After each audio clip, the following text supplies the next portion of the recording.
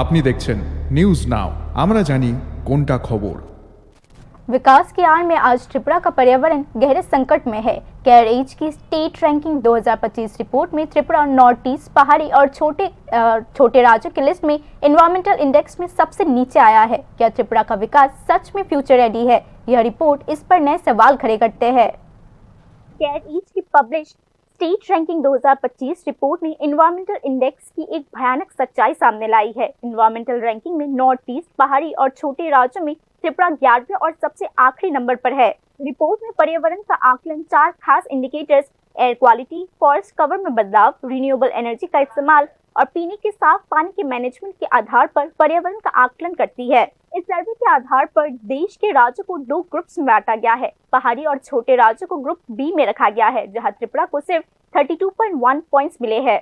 Himachal Pradesh 82.5 points के साथ इस ग्रुप के राज्यों के लिस्ट में सबसे ऊपर बना हुआ है। त्रिपुरा के बाद Manipur 42.7 points, Assam 44.2 points, Nagaland 48.2 points, Goa 52 points और मेघालय 58.6 पॉइंट्स के साथ लिस्ट में है।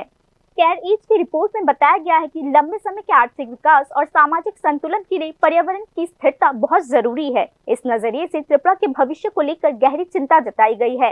राज्य के जंगल वाले इलाकों की हालत बहुत नाजुक बनी हुई है। बोरमुड़ा, अठारोमुड़ा और लोंगतराई पहाड़ी में बड़े पैमाने पर जंगलों की कटाई की तस्वीर नेशनल हाईवे से दिखाई जाती है। ग्लोबल फॉरेस्ट वॉच की 2024 की रिपोर्ट में भी त्रिपुरा में भयानक वनों की कटाई की जानकारी सामने आई थी। उस दौरान राज्य में करीब 11,000 हेक्टेयर जंगल की जमीन के खत्म होने के सबूत दिए गए थे। रिपोर्ट के मुताबिक देश के ओवरऑल एनवायरमेंटल रैंकिंग में कर्नाटका, तेलंगाना और आंध्र प्रदेश पहले 3 स्थान पर है और नॉर्थ ईस्ट इलाकों और पहाड़ी और छोटे राज्यों में हिमाचल प्रदेश, अरुणाचल प्रदेश और सिक्किम टॉप 3 में है।